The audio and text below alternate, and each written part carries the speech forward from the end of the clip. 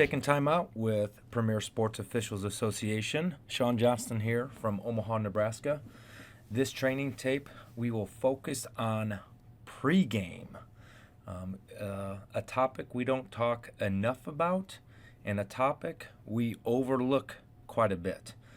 So with this training tape, our purposes are to teach what we're supposed to do and most importantly, why we're supposed to do it. As we say about other mechanics, there's a reason why it's in the mechanics manual, because when done properly, it prevents some bad stuff from happening. So with our season starting here Thursday, November 30th, I hope people use this training tape to talk in their pre-games, not only to start the season, but then throughout the season of how to properly do our pregame mechanics. So this is a diagram. U1 will be watching the home team. Referee will be in the middle of the court. And umpire 2 will be watching the visiting team warm up. So here's our agenda. We'll talk about high school, 15 minutes on the court. 13-13 is sort of a Sean Johnston trick that I do when I meet coaches and captains. What we do at the 2-minute mark, what should we be doing at the 1-minute mark, what should we be doing during national anthem and starters, and then the proper way to get into position, and then we'll go into our true responsibilities, our U1 and U2. All right, so a lot of us know what to do. But we don't talk about the why do we do it this way. And as I go through this, we're going to have a video at the end showing a crew going from the 15-minute mark all the way to game time. And we'll fast forward it through some moments. But at the 15 mark, we as a whole entire crew walk onto the court. So why at 15?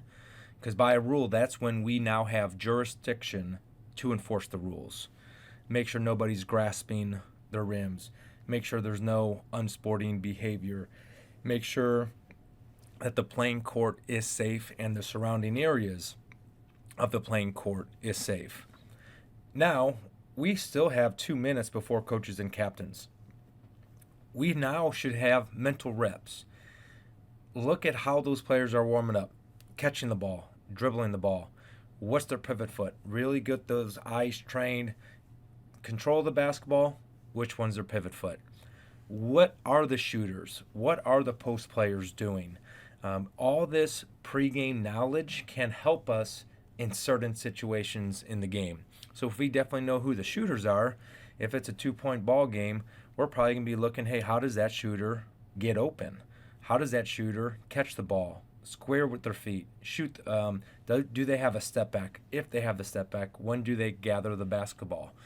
So take this time on 15 minutes onto the court to get mentally prepared for the game, not only to start enforcing rules.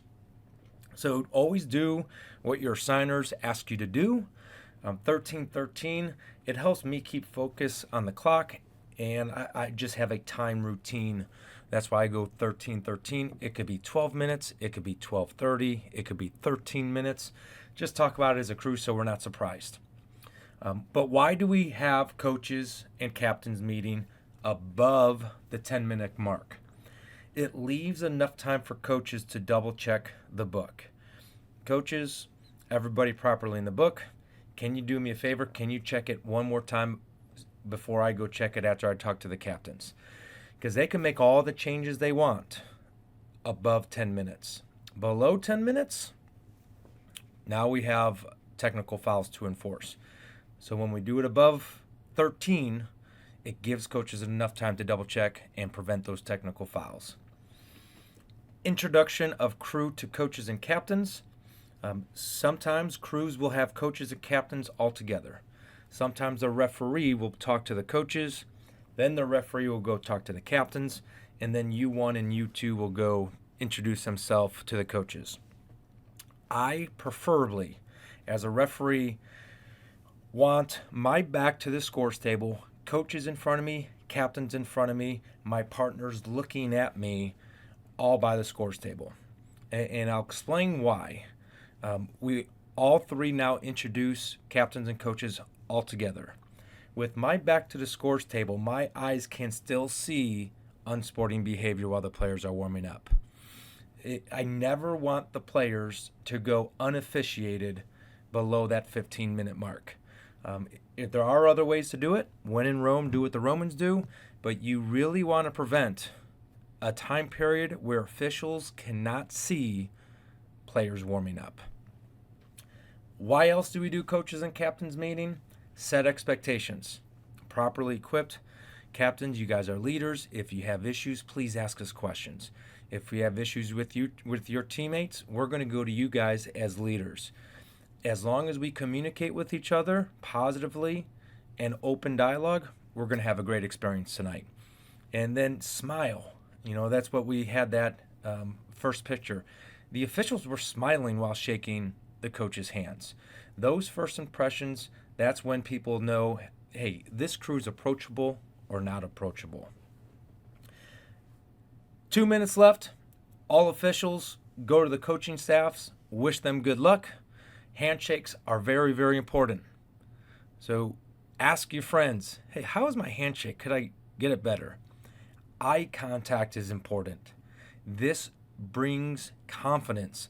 If you show good, confident handshake, good, confident eye contact before the game, coaches will trust that you will have good confidence on the basketball court. Do not think coaches are not interpreting your body language during this time period. And the last one, 1 minute. The whole entire crew meet the table crew. All right. Thank yous, a courtesy gesture can go a long, long way. We'll go into specific responsibilities here in a little bit. But all of this time frame, 15, 13, 2, 1 o'clock, should be all positive communication, verbally and non-verbally. No threats, no warnings. Really focus on tone of voice and facial expressions in this time period because we are setting the groundwork of the expected behavior.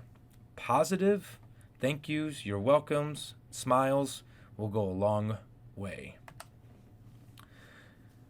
All right, so new officials, a lot of unwritten rules that are not in the mechanics manual.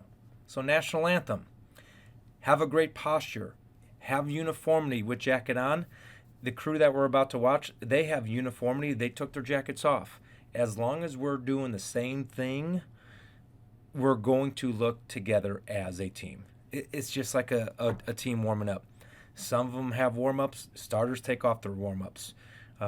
You want to show professionalism, and during the national anthem, it's very important to show good posture and uniformity so we are standing in a line and doing what we're supposed to be doing. Recognize starters with fist bump or handshake. This shows respect and sportsmanship. Don't ignore it.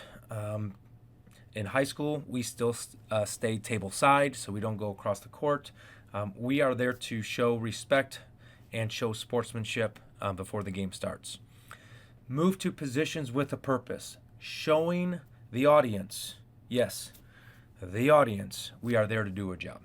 Okay, again, it is a very, very small thing, but people notice these small things, which you will see here in the video here. And then confirm with all crew members that we're ready. And when I say all crew members, yes, I mean bookkeeper, shot clock operator, clock is set to 8 minutes. You 2, you ready. You 1, you ready. Sweet. Now our focus is on. We are ready from the tip because there could be a foul, there could be a violation, there could be a quick bat out of bounds. We can have an alley-oop right 1 second into the game. We must be focused from the opening tip. All right, so some responsibilities. I'm going to go official by official here. So referee, if you are a referee on a game, do not take this as a light assignment. This is an important assignment Your work actually starts 48, 72 hours before the game. You're communicating via email with the game contacts, athletic directors, site directors. Maybe it's the head coach who's the site contact. You want to communicate all crew details. We're going to be leaving Menards in West Omaha at 4 o'clock. We're going to arrive at the school at 5 o'clock. Please let us know if there's any parking accommodations, locker room accommodations, especially if you have officials, female and male. Do not forget to say we will need 2 locker rooms, one for male officials, one for female officials. Any surprises that we could avoid need to be avoided by the referee communicating. Give roles for pregame discussion. Referees, you don't have to control the pregame discussion. Give you one. Hey, why don't you cover the 5 new rules this year in NFHS? You too. Cover the 5 points of emphasis this year in the Federation rules. As the season goes, you one, bring 3 plays that you learned from this year. You two, let's talk about dead ball officiating. It will change. You know, there's all types of pregame checklists out there with 50 things to cover. You're not going to cover 50 things. But if you give each official one topic, 2 or 3 minutes each, it's going to get you thinking the game of basketball. So set a role for each person as a referee. Referee then conducts coaches and captains meetings.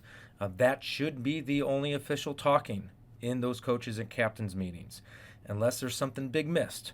All right, so my coaches meeting, I introduce myself. I'll introduce my partners. I'll say, coaches, sportsmanship is the utmost importance here. You, as head coaches, set that sportsmanship role. If you have a question, ask any of us. We will be able to answer that question. If you're out of the coach's box coaching your players, we're going to work with you to get you back into your coach's box. If you want a timeout, go ahead, signal, and voice a timeout. But please be positive and ask questions. And then, of course, before I let the coaches go, I'll ask them, is all players legally equipped? If I have information that they're not from U1 and U2, I'll give them that information. And like I said earlier, I then ask them to double check the book. That's my coaches meeting. Sportsmanship, coaches box, ask questions. Let's work with each other. Equipment, check the book. Good luck. Captains, I get the speaking captain, and I tell that speaking captain, if you have issues with the other team, you find us. All the captains there, we are going to go to all of you as leaders of your teams to solve issues with your own teams, so we don't have to enforce anything you guys don't want us to. And then I'll say, if we're going to talk blue to white, white to blue, make sure that talk is positive. All right? We need to work with you. You need to work with us to get through this game. And it's not word for word, but I want the players to trust that they could talk to us as officials. And I want them to trust us that we could go to them to solve issues without laying the hammer.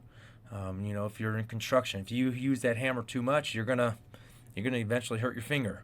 All right, so I don't want to use the hammer. I want to go to the captains, and I want to build that rapport with the captains in the captains' meetings. After I'm done talking to coaches and captains, I go and check the book. Amount of players on the court versus in the book. Are the 5 starters marked?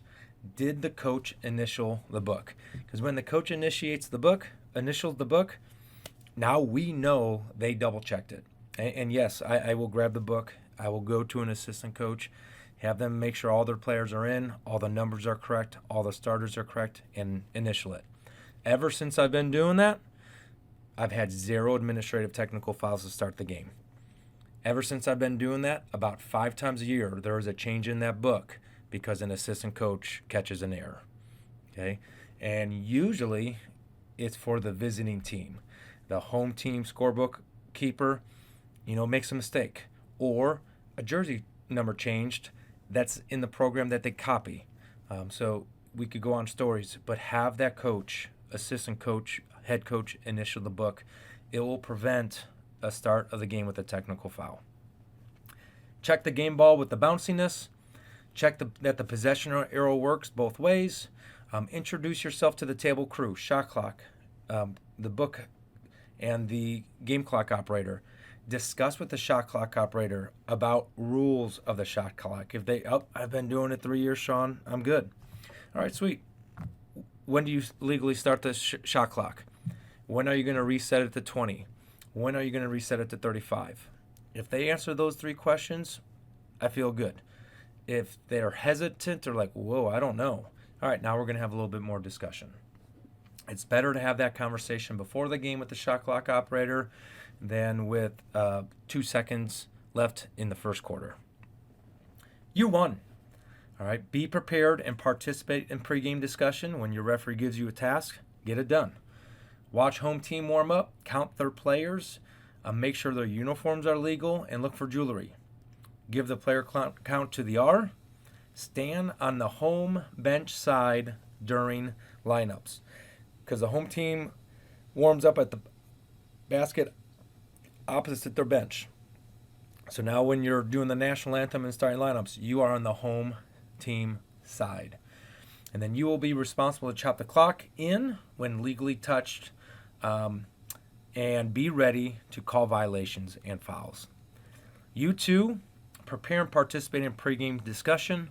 Watch the visiting team warm up, count their players, look at their uniforms, make sure they don't have jewelry, give that player count to the referee, stand on the visiting team side during lineups, and then confirm the clock is ready and confirm the clock starts properly on that toss. I can't stress this enough. Yes, pregame referee communication, quote unquote, the most veteran official. U2 is the next official up in line. U1 is the next official up in line. U2 is the third official up in line. When that ball goes up, I can't stress this enough. Assigners need 3 referees on that basketball game. All right, so the referee took care of all those pregame responsibilities, role modeled, and did the communication. When that ball goes up, we as assigners expect U2 to be as good as U1, to be good as that referee. Our team is only as good as our weakest link. All right, so I expect our U2 to perform basketball officiating responsibilities exactly the same. We have different responsibilities in pregame. We have the very same responsibilities when the game gets going. All right, so what we are going to do here, I am going to pull up some video to watch this pregame of the crew working Elkhorn South versus, I believe, Miller North from last season. All right, so we are anywhere between 13 to 12 minutes when we start this video. And you see the referee going across the court, and he's going to get the attention of the head coaches. As that referee gets the attention of the head coaches, once he gets them, that's when his partners are going to get the captains. Partners, you don't want to get the captains too quick. If you get the captains too quick, now they're standing there and it's awkward.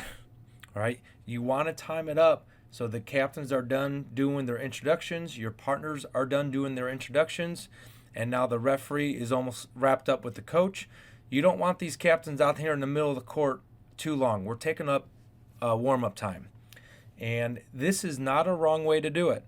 All right, the only way I do it a little bit differently, again, I don't like my back being turned to players.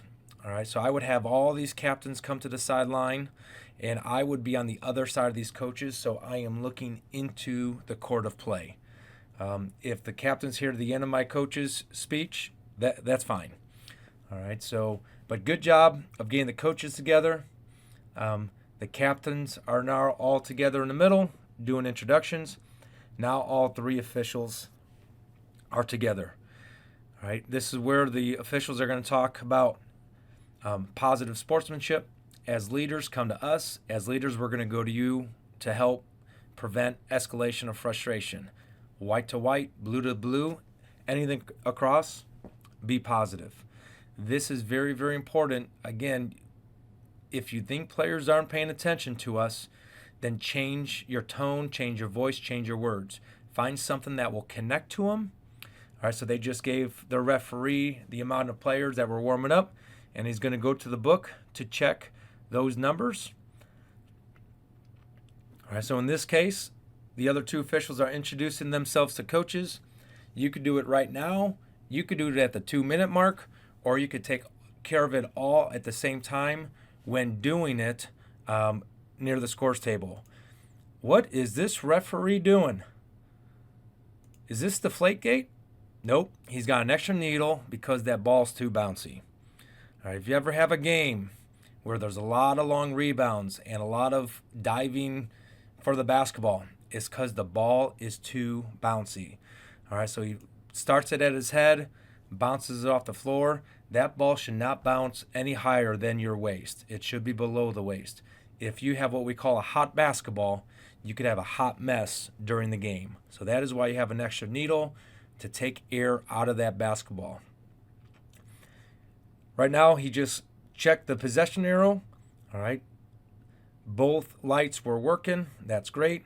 He's looking at the book now, making sure the starters are marked and making sure the numbers that his U1 and U2 gave him are the same in the book as players on the court.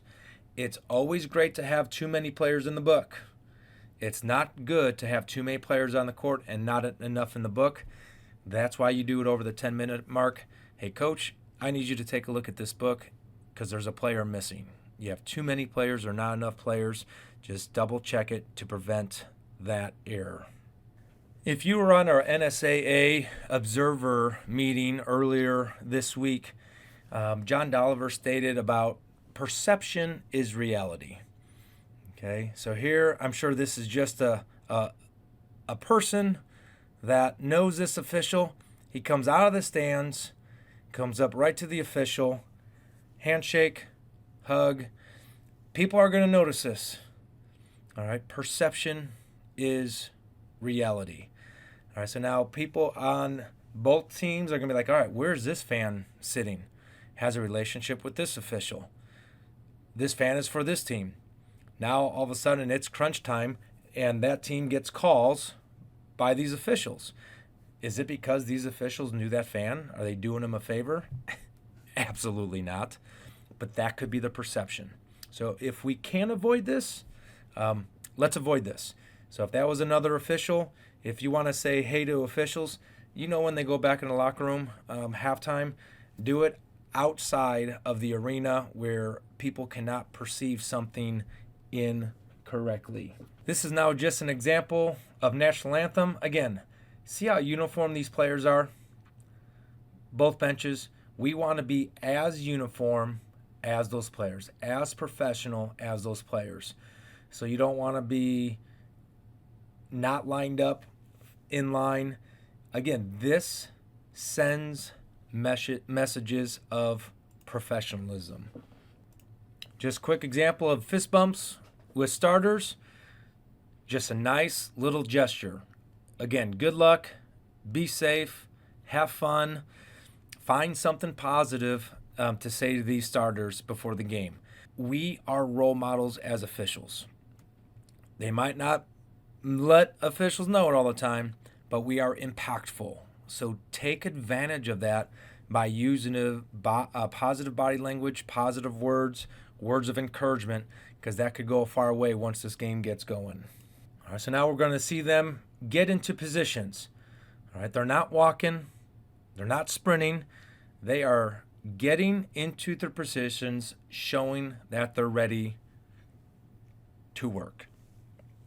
All right, so now this is where we're going to confirm that everybody's ready to go. All right, so U1, all right, is on table side. He is going to be responsible to chop in the clock. He is going to make eye contact with the bookkeeper, with the clock operator. Here's the bookkeeper. She's got a shirt on. Bookkeeper, clock operator, shot clock operator. Make sure everybody's ready to rock and roll. He's going to give a thumbs up to his partner, the R. We're good. The R is going to look at U2, make sure that he's good. And now we're ready to play some basketball. right? So there's a lot of work that goes into being ready for a basketball game.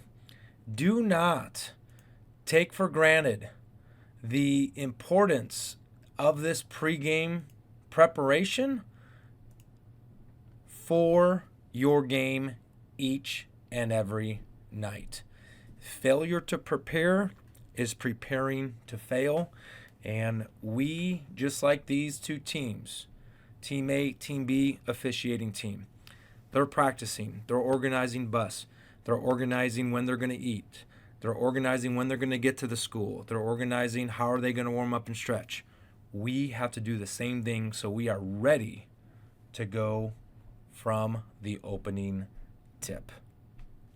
That will conclude this pregame training tape. Officials starting this week in varsity basketball, safe travels, good luck, and may your pregames be the best part of your game, which then allows you to get better as that game goes. Thank you for taking time out with PSOA. Hopefully you visit again for our next training tape. If there's any items, topics, or plays you feel we can't cover or should cover, leave us a comment in this video. If you enjoyed it, please share it, please like it, and come on back for the next one. Officials, remember, you're only as good as your last call.